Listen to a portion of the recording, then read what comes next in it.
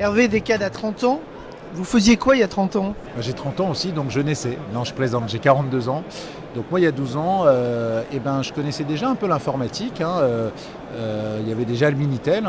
Finalement, les Français étaient précurseurs à l'époque des connexions des différents ordinateurs. Et il faut se rappeler aussi qu'en 78 est né ARPANET. Donc finalement, tout ça, c'est bien français, en fait, contrairement à ce qu'on pense.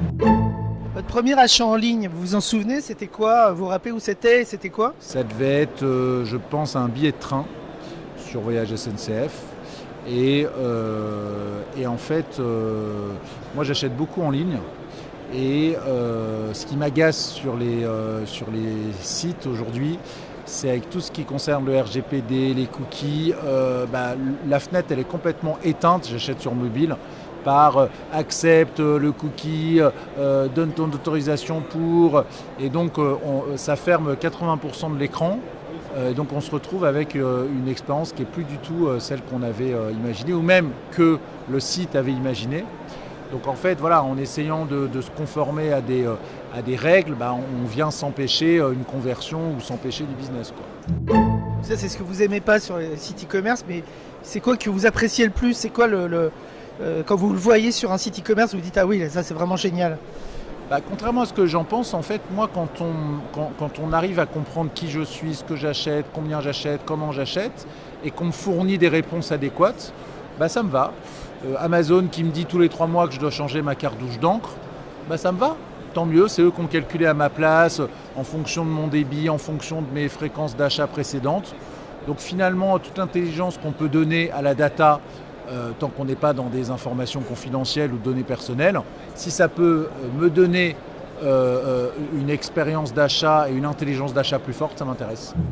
Et vous personnellement, comment vous êtes arrivé dans le monde du e-commerce? Moi j'ai ma maman qui me disait qu'il fallait que je travaille dans l'informatique. Donc j'ai commencé dans l'informatique et très vite j'ai bifurqué de l'informatique à l'e-business, de l'e-business au digital. Et donc j'ai préféré sympathiser avec des directeurs marketing qu'avec des directeurs informatiques. Mais c'est vrai que tout est assez lié et tout est assez proche. Selon vous, c'est quoi les plus grands développements qu'on a connus au cours des 30 dernières années, dans le commerce d'abord en général, et ensuite dans l'e-commerce? Ce qu'il faut comprendre, c'est que 55% des gens qui se rendent en magasin vont convertir. En e-commerce, c'est 1 ou 2%.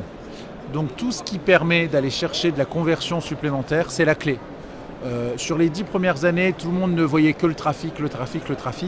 Mais apporter du trafic cher pour avoir 1% de conversion, c'est quand même dommage.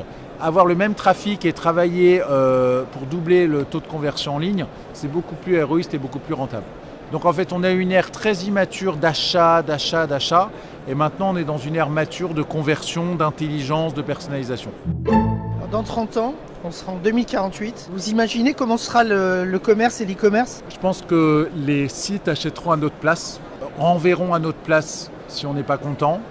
Et donc, finalement, l'intelligence artificielle sera devenue très évolutive et aura un meilleur avis que nous sur des produits, sur des services. Donc, je pense qu'on va perdre un peu en humanité, mais on va gagner en rentabilité, en efficacité. Plus personne ne manquera d'un produit ou d'un service à l'instant T, parce que les machines nous diront, un peu comme ce que je disais sur Amazon aujourd'hui, on imagine dans 30 ans ce qu'ils arriveront à faire. Hervé Bloch, merci. Merci.